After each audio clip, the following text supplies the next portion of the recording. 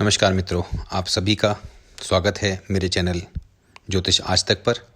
हृदय की असीम गहराइयों से मैं आचार्य विजय सिंह आप सभी का हार्दिक अभिनंदन करता हूं और महादेव से प्रार्थना करता हूं कि आप जहां हों प्रसन्न हों, प्रतिष्ठावान हों और जीवन की नित नई ऊंचाइयों को छूने के लिए प्रयासरत हों।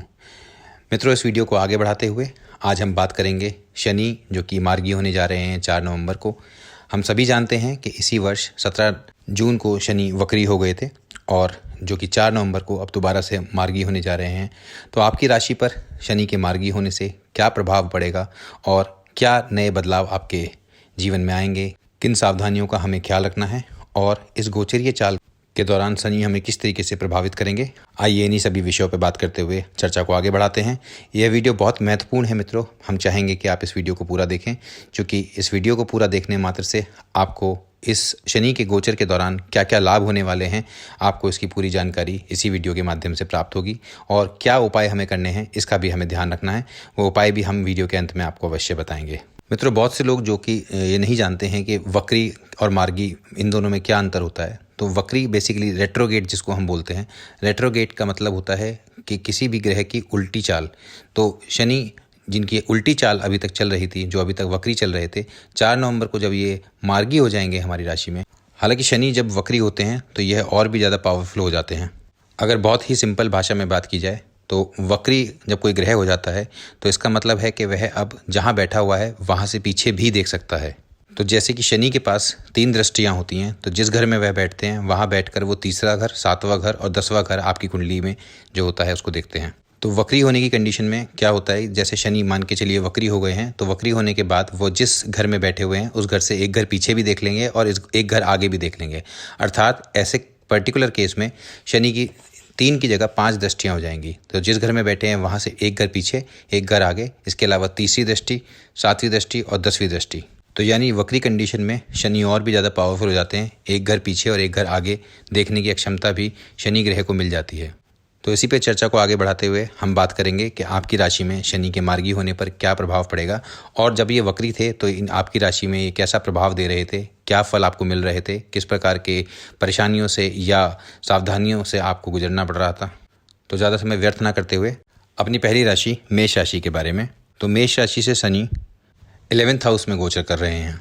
तो मित्रों, जब ये वक्री थे तो उस अवस्था में शनि ने आपकी राशि के 10वें घर एवं 12वें घर यानी 10वां भाव और 12वें भाव दोनों के रिजल्ट्स को एक्टिव कर दिया था। और जैसा कि मैंने बताया कि शनि के पास 3 दृष्टियाँ होती हैं, तीसरी, 7वीं और 10वीं।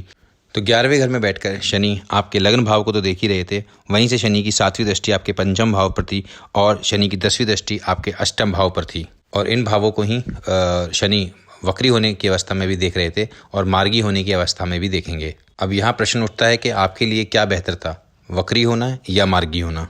तो मित्रों, अगर आपकी मेष राशि है तो अगर आपके लग्न में, अगर आपकी कुंडली के पहले भाव में 1 नंबर लिखा है तो आपको यह राशिफल अवश्य देखना है। और अगर आपकी राशि में कहीं पे भी जहाँ चंद्रमा बैठा है वहाँ पर 1 नंबर लिखा हुआ है तो भी आपको यह राशिफल देखना है। तब आपकी चंद्र राशि से आपको इस गोचर का प्रभाव अवश्य देखना होगा। तो मित्रों, आपके लिए शनि का जो वक्र काल था, वक्र काल भी आपके लिए बहुत ज़्यादा परेशान करने वाला नहीं था। और अगर बात करी जाए आपकी राशि में शनि के मार्गी होने की अवस्था में, तो शनि जैसा कि मैंने बताया कि आपके लग्न भाव को, पंचम भाव को और अष्टम भाव को देखेंगे। तो ऐसे में शनि का यह गोचर भी आपके लिए बहुत बेहतर परिणाम लेके आने वाला है। मित्रों, मैं आपको बताना चाहूँगा कि आप लोगों को बहुत ज़्यादा परेशान होने की आवश्यकता नहीं है।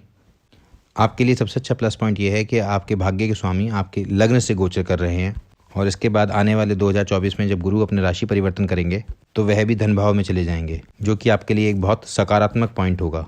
क्योंकि हम सभी जानते हैं कि भाग्य का स्वामी लग्न से हर दिन या हर माह गोचर नहीं करता है, इसके लिए एक विशेष समय चाहिए होता है और वह समय आपको बहुत कम देखने को मिलता है।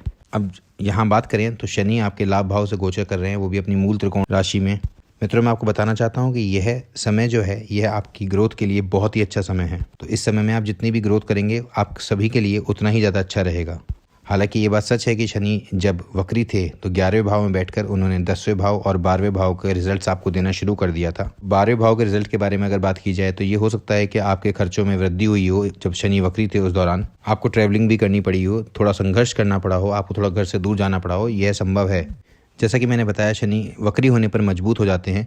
तो लाभ भाव में बैठकर जब कोई ग्रह वक्री हो जाता है तो यह आपकी सोर्स ऑफ इनकम के लिए बहुत अच्छा हो जाता है जब वो गोचर कर रहा होता है उस दौरान। अगर कट शॉर्ट में कहा जाए तो शनि का वक्री होना आपके लिए बहुत अच्छा था और शनि का मार्गी होना भी आपके लिए बहुत अच्छा रहने वाला है। तो आपके लिए कोई ऐसी खास परेशानी वाली बात नहीं है। देखिए, आपको सबसे ज़्यादा फोकस करना है इस समय राहु के ऊपर, क्योंकि राहु 30 अक्टूबर के बाद आपकी राशि से 12th हाउस में गोचर करेंगे और सिर्फ अकेले राहु ही होंगे जो आपको परेशान कर सकते हैं। तो अगर आप किसी भी तरीके से राहु के उपाय कर लें तो आपको यह गोचर बहुत ही अच्छे लाभ देने वाला है, क्योंकि गुरु जो कि आपकी राशि के स्वामी हैं और आपकी राशि से ही गोचर कर रहे हैं, तो आपको स्वाभाविक है ये लाभ तो देंगे ही देंगे। तो मित्रों, कुल मिलाकर इस गोचर के दौरान आपको भाग्य, कर्म और इनकम, इन तीनों चीज़ों का बैलेंस आपको अपनी लाइफ में पूर्ण रूप से देखने को मिलेगा।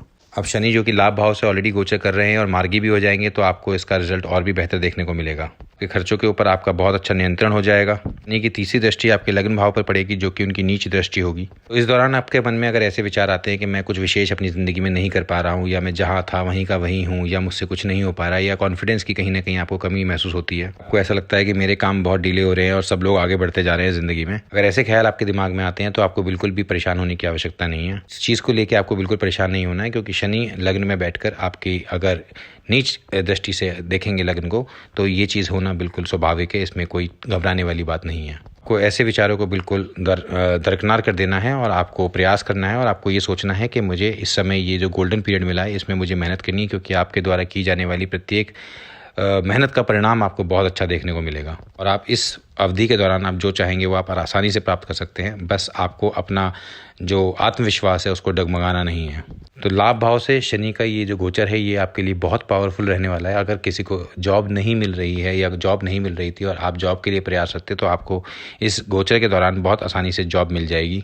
ऑलरेडी जॉब कर रहे हैं उनके लिए प्रमोशन के चांसेस बहुत अच्छे तरीके से बन जाएंगे। हालांकि जॉब स्विच करने के संदर्भ में आपको अभी विचार नहीं करना चाहिए। आप जहाँ जो काम कर रहे हैं आप उसी कर्म को करते रहें और अभी फिलहाल अपने जीवन में कोई बदलाव ना लाएं, क्योंकि शनि की नीच दृष्टि आपके लग्न पर होना और राहु का 30 अक्टूबर को आपके 12वें भाव में गोचर करना कहीं ना कहीं आपके मन में असंतोष की भावना डाल सकता है। तो ऐसे में आपको बिल्कुल भी व्याकुल नहीं होना है और बिना चिंतित हुए आपको जहां पर आप चल रहे हैं आपको पूरी धैर्यता के साथ और पूरी दृढ़ता के साथ वहीं बने रहना है और उसी क्षेत्र में मेहनत करते रहना है जहां पर आप मेहनत करते आ रहे थे। यकीन मानिएगा मित्रों, आपको आपकी मेहनत का बहुत अच्छा परिणाम इस गोचर के दौरान अवश्य मिलेगा। वहीं व्यापारी वर्ग के लिए भी सेम सर्कमस्टेंसेस रहेंगे। आप लोगों को भी अपने व्यापार में किसी भी प्रकार का कोई चेंज नहीं लाना है। जो व्यापार आप कर रहे हैं उसे आप उतनी ही निष्ठा के साथ करते रहिएगा, उसे बदलने का बिल्कुल प्रयास मत करिएगा। आप यकीन मानिए आपको अपने व्यापार में जो वृद्धि जिसकी आप अपेक्षा कर रहे थे वह आपको अवश्य इस गोचर के दौरान देखने को मिलेगी।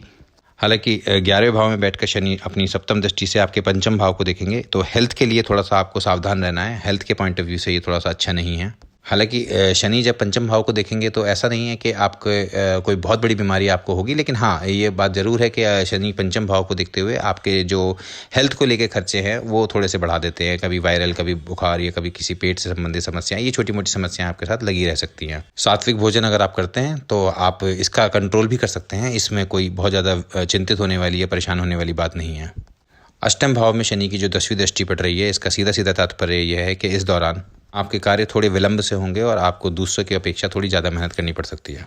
देखिए मित्रों, क्योंकि शनि आपके लाभ भाव से गोचर कर रहे हैं तो ये तो ज़रूर है कि शनि चूँकि थोड़ा धीरे परिणाम देते हैं, लेकिन हाँ जो भी परिणाम देते हैं वह स्थिरता के साथ और लंबे समय के लिए देते हैं। तो आपको आपके काम का, आपके जो कर्म आपने अभी तक किया है, जो मेहनत आपने अभी तक करी है, उसका फल जो है वो आपको हो सकता है थोड़ा विलंब से मिले, लेकिन आपको उसका फल जो मिलेगा वो औरों के मुकाबले बहुत ही अच्छा मिलेगा। और शनि कि ये जो गोचर है ये आपको पूर्ण रूप से अपना जो प्रभाव आप जिसकी अपेक्षा कर रहे थे कि आपको अब जिस प्रभाव की अपेक्षा थी सकारात्मक रूप से, वह आपको अवश्य इस गोचर के दौरान देखने को मिलेगा। तो मित्रों, आपको सिर्फ और सिर्फ इसमें एक ही चीज़ का ख्याल रखना है कि आपके जो 12वें घर से जो राहु का गोचर होने जा रहा है 30 अक्टूबर से, अगर आप अपने इस गोचर के दौरान बहुत ही बेहतरीन परिणामों की अपेक्षा कर रहे हैं, इसका एक सबसे सटीक उपाय है कि आप हनुमान जी की शरण लें। और हनुमान जी की शरण लेने के लिए अगर आपके मन में ये गलतफहमी है कि मैं दिन में एक बार हनुमान चालीसा पढ़ना शुरू कर देता हूं तो उससे मुझे इस गोचर का जो परिणाम है वो बहुत अच्छा देखने को मिलेगा। मित्रों, आप जानते हैं कि पूरी तैयारी के बाद ही हम पूरे रिजल्ट की अपेक्षा करते हैं। तो पूरा रिजल्ट अगर आपको चाहिए, अगर आपको लगता है कि मुझे बहुत अच्छा रिजल्ट इस गोचर के दौरान चाहिए, तो प्रयास कीजिएगा कि कम से कम आप प्रतिदिन 7 बार हनुमान चालीसा का पाठ अवश्य करें। और यकीन मानिएगा जब यह गोचर समाप्त हो जाए उसके बाद आप इस वीडियो पे कमेंट अवश्य डाल के देखिएगा। आप ये पाएंगे कि आपने ये उपाय मात्र करने से आपको इस गोचर के जो परिणाम है वो 100% मिले और आपने जिस लाभ की अपेक्षा की थी, जिस सकारात्मकता की अपेक्षा की थी, वह सकारात्मकता आपको बड़ी ही आसानी से देखने को मिलेगी और बहुत ही अच्छे रिजल्ट आपको प्राप्त होंगे इस गोचर के दौरान। उम्मीद करते हैं मित्रों आपको यह वीडियो पसंद आया होगा। अगर आपको यह वीडियो वाकई में ही अच्छा लगा तो हम आपसे प्रार्थना करना चाहेंगे कि आप इस चैनल को सब्सक्राइब करना, हमारी नई वीडियोस के लिए बेल आइकन दबाना और इस वीडियो को लाइक करना बिल्कुल ना भूलें।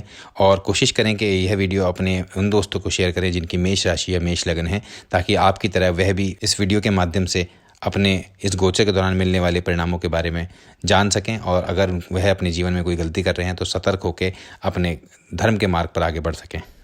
इसी के साथ मैं अपनी वाणी को विराम देना चाहूँगा। बहुत बहुत शुक्रिया हमारे वीडियो को ध्यान से सुनने के लिए एवं हमें समय देने के लिए।